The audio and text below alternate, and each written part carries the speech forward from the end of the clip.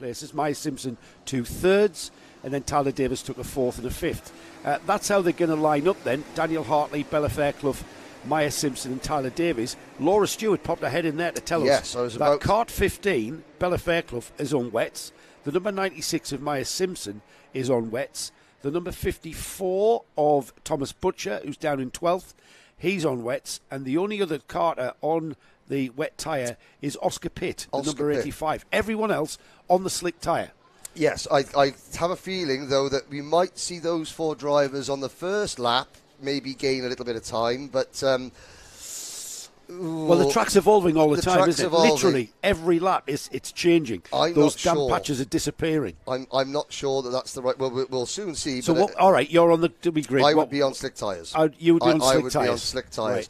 If my driver, Ethan Pitts, who's a novice, I'd be putting that novice on wet tyres, just because you think, OK, look... Yes, let's tricky conditions. Risk and rewards. We're going to find out, Henry. We'll find out. Now then, this is the Primo class, the Junior Primo, so the chances of us getting away is absolutely on the cards, because we have. And there's the problem with slick tyres. Yes, maybe. That's a big incident involving 1, 2, 3, 4, 5, 6 carts who, thankfully, have rejoined. They're going to rejoin at the back of the field as the front of the field gets away, and that looks like the 63.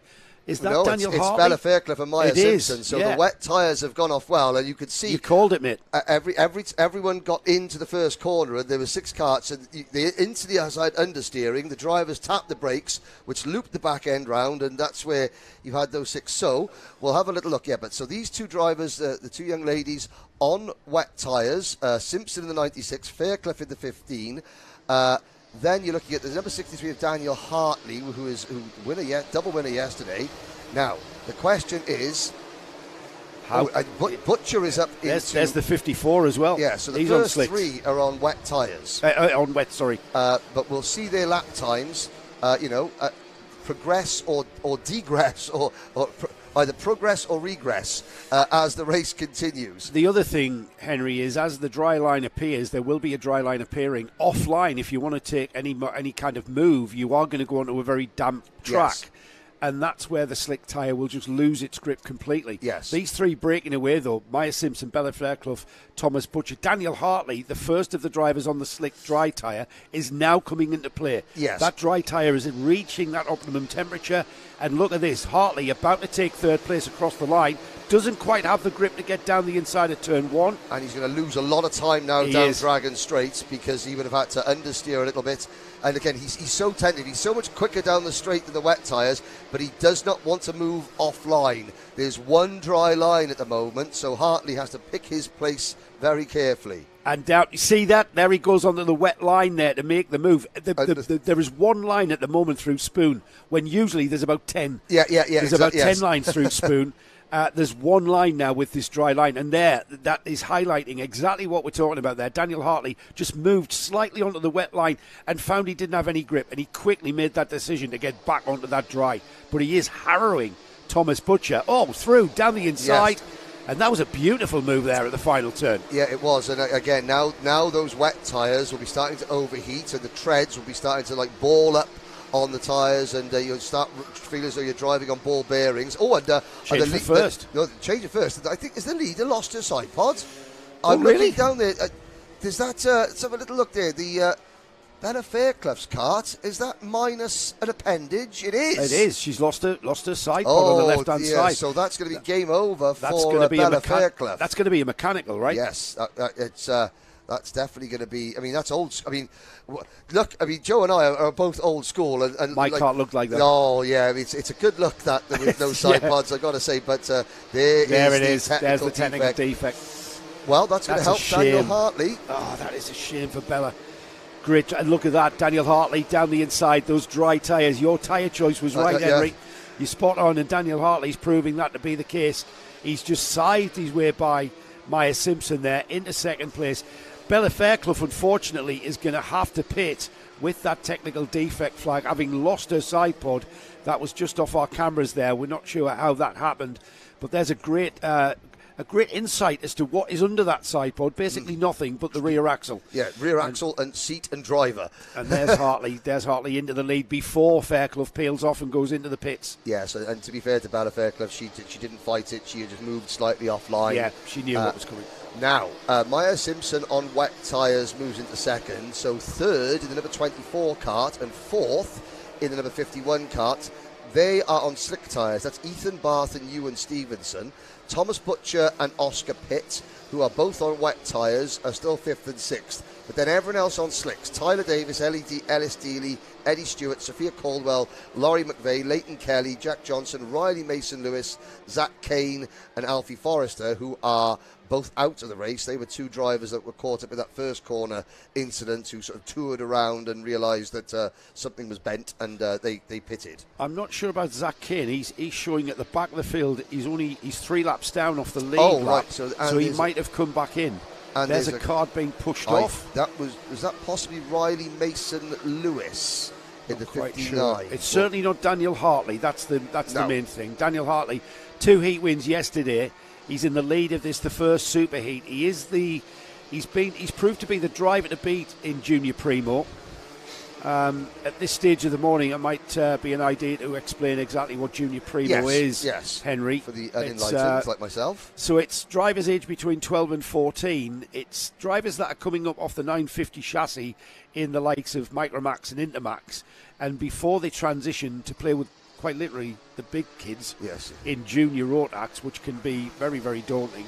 The Car Championship has created a Junior Primo class for that age range. Once you're into your year of your 15th birthday, you then have to move up to Junior Rotax. So these are the younger drivers who are in Junior Rotax, basically. They go off in other series and be in the Junior Rotax grid. But this gives them the opportunity to have their own race. Yeah, and it's an excellent stepping stone as well, But it's not just a stepping stone. Also, for drivers that may think, okay, we can't race every weekend around the country, so why go against the full junior class when we're just going to get beaten up?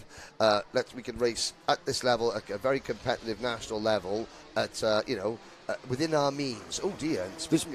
The thing is, Henry, we both know that's the number 14. That's Sophia Caldwell, having a chat, and I think she's been pushed back out. I think she's received some. Yeah, so I'm not sure she's allowed to do that, though. She outside assistance. A couple of laps. Maybe they're just pushing her back off into the end of the dummy grid area.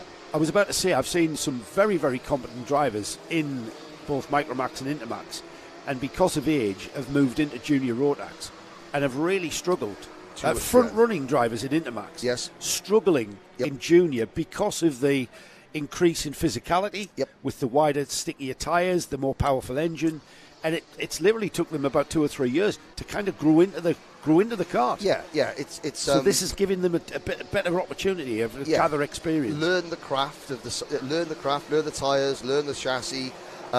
Without going up against 15, 16-year-olds, 14, 15-year-olds who have been in the class for a couple of years that are far more physically developed, because these are children, and the difference between a 5'1" 12-year-old and a 5'11" 14-year-old. That's right. Is vast in lots of ways. Yeah, absolutely. But we've got action at the front. Yeah, that's Maya Simpson, who's coming under pressure from Ewan Stevenson. Again, this is the battle of the treaded tyre against the slick tyre, and Henry, your call at the start, you would be on slicks, was the right call. Daniel Hartley's proving that. There he goes off into another lap, and here comes Stevenson, who's literally all over the rear bumper of Maya Simpson. This is where he can accelerate by better traction out of the final turn, and nope, she's coming back at him. Those treaded tyres, I can just see them peeling off as they go up the straight there, overheating. Let's have a look at this again. Maya Simpson just switching back down the inside and pulling alongside, but just didn't quite have that to pull alongside Stevenson. So Stevenson, as we suspected he would, is now pulling away on that dry tyre. I think it was the initial bite coming out of the corner was better, but then a second later, the slick tyre had just pulled away, and now Stevenson can set off after Ethan Barth. Ethan Barth is some way behind Daniel Hartley. I mean, 8 seconds behind, so they're not going to have a change for the top three. Can Simpson should hold on for fourth, as we start the final lap, and it's a very spread out race. There's Ellis Dealey, who runs in 5th. She's got quite a gap though, Ellis Dealey. But here's the battle. Now this is the last two drivers, Oscar Pitt and Thomas Butcher, 6th and 7th, trying to hold off Eddie Stewart, Tyler Davis and Leighton Kelly.